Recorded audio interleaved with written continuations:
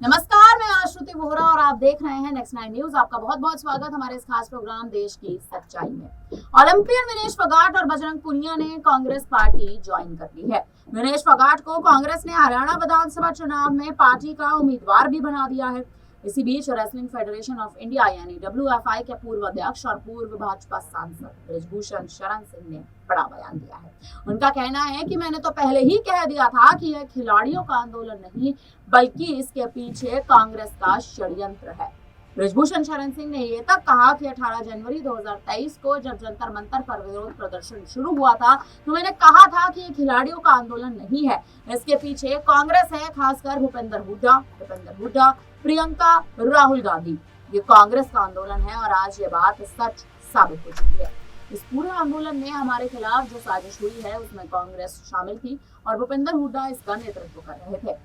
हरियाणा के लोगों को मैं बताना चाहता हूं कि भूपेंद्र हुड्डा, बजरंग या विनेश ये लड़कियों के सम्मान के लिए धरने पर नहीं बैठे थे। बृजभूषण शरण सिंह ने ये तक सवाल पूछते हुए अपना बड़ा बयान दिया कि ये प्रदर्शनकारी लोग उस दिन क्या जवाब देंगे जब ये साबित हो जाएगा कि जिस दिन आरोप लगाए जा रहे हैं उस दिन मैं दिल्ली में मौजूद नहीं था।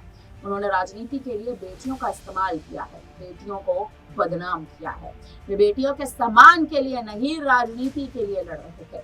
बृजभूषण शरण सिंह ने साफ तौर पर कहा कि खेल के क्षेत्र में हरियाणा भारत का क्राउन माना जाता है। उन्होंने लगभग 2.5 वर्षों तक कुश्ती गतिविधियां बंद कर दी। क्या ये सच नहीं कि बजरंग एशिया खेलों में बिना ट्रायल के गए थे?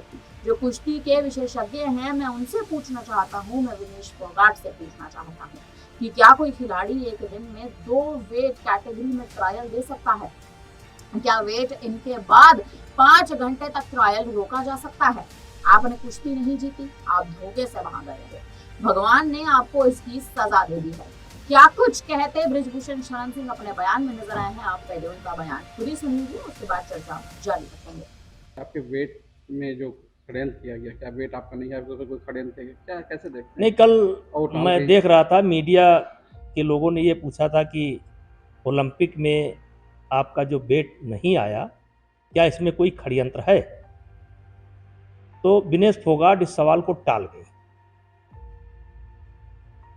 उन्होंने ये भी नहीं कहा कि षड्यंत्र नहीं है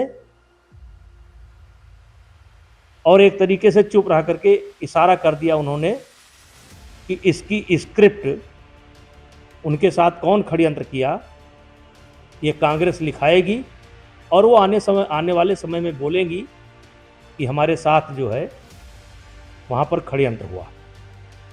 ऐसा मुझे पूरा उम्मीद है, क्योंकि उन्होंने इनकार नहीं किया। अगर वो इनकार कर देती कि नहीं मेरा वेट नहीं आ पाया, क्योंकि ऐसा कई खिलाड़ियों के साथ हो चुका है, एक बार सुशील कुमार के साथ भी हो चुका है, हो जाता है, वजन कभी कभी रुक जाता है, लेकिन उन्होंने इस षड्यंत्र की बात से इनकार नहीं किया।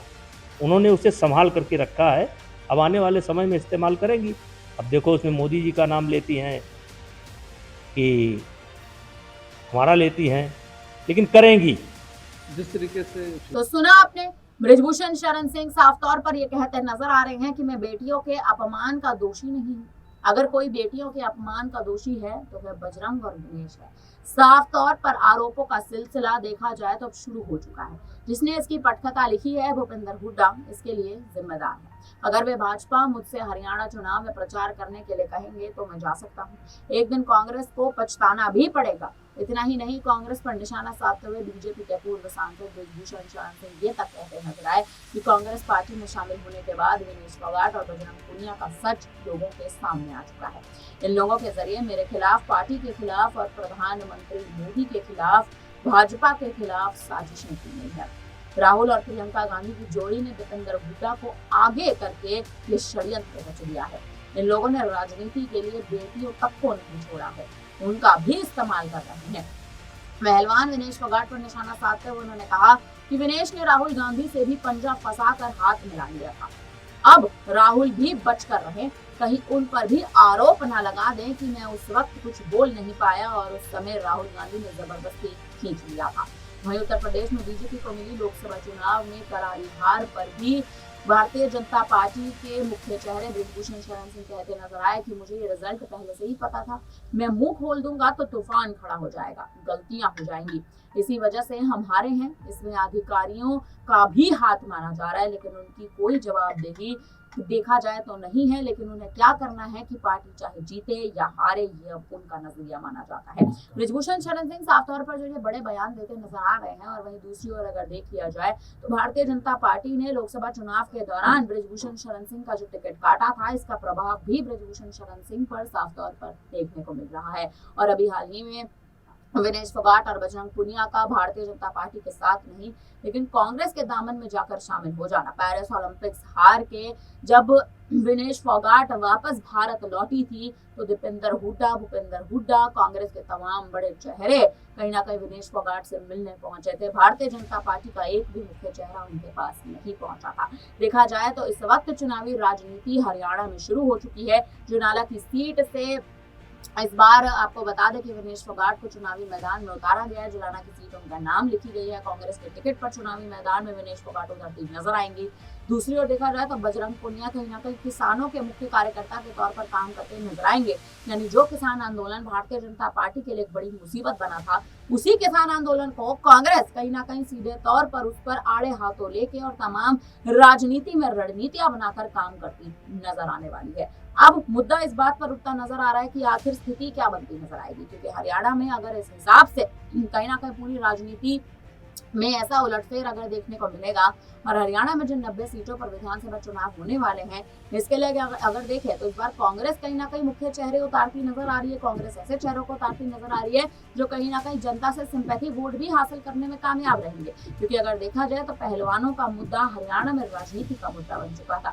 जंतर मंतर पर पहलवानों का विरोध प्रदर्शन, बृजभूषण शरण सिंह के खिलाफ तमाम बड़े आरोप लगाना, यौन शोषण के मामले में बृजभूषण शरण सिंह का दिल्ली हाईकोर्ट के चक्कर काटना, लगातार अगर आप देखें तो उनकी सुनवाई तो चल रही है, आरोप भी उनके खिलाफ तय हो चुके हैं, लेकिन अब तक बृजभूषण शरण सिंह जेल नहीं पहुंचे हैं।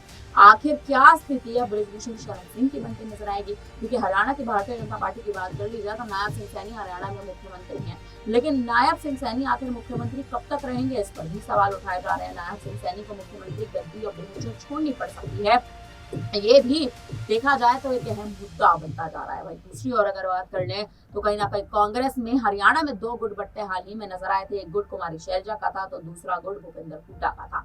ये दोनों गुट कहीं ना कहीं एक दूसरे से नाराज थे। कुमारी शैलजा नाराज थी और ये कहकर कहीं ना कहीं कुमारी शैलजा नाराज थी भूपेंद्र हुड्डा से कि आपने चुनाव लड़ने का मौका मुझे नहीं दिया। अगर मुझे चुनाव लड़ने का मौका लोकसभा चुनाव में दिया जाता तो हरियाणा में जो 5 सीटें आपके नाम गई हैं और जो 5 सीटें कहीं ना कहीं भारतीय जनता पार्टी के नाम गई हैं, ये 5 सीटों में से अधिकतम सीटें कहीं ना कहीं कांग्रेस के खाते में लाई जा सकती है। हालांकि अब देख लिया जाए तो स्थिति भारतीय जनता पार्टी की भी कहीं ना कहीं कमजोर हो रही है, लेकिन इस कमजोर स्थिति को कांग्रेस और कमजोर कर सके इसके लिए पहलवानों पर कहीं ना कहीं दांव चले जा रहे हैं। महिला पहलवानों को मौका दिया जा रहा है। बजरंग पुनिया को किसानों का एक मुख्य कार्यकर्ता बना दिया गया है और विनेश फोगाट को भी इस बार जुलाना की सीट से हरियाणा ने कांग्रेस के टिकट पर विधानसभा चुनाव में उतारा है। अब नजरें बबीता फोगाट पर भी है, क्योंकि भारतीय जनता पार्टी ने बबीता फोगाट का टिकट हाल ही में काट दिया था और अब बबीता फोगाट भी कहीं ना कहीं कांग्रेस में शामिल होती नजर आ रही है। अगर बबीता फोगाट कांग्रेस में शामिल होती नजर आएंगी तो आखिर बबीता फोगाट की क्या स्थिति बनेगी? क्योंकि देखा जाए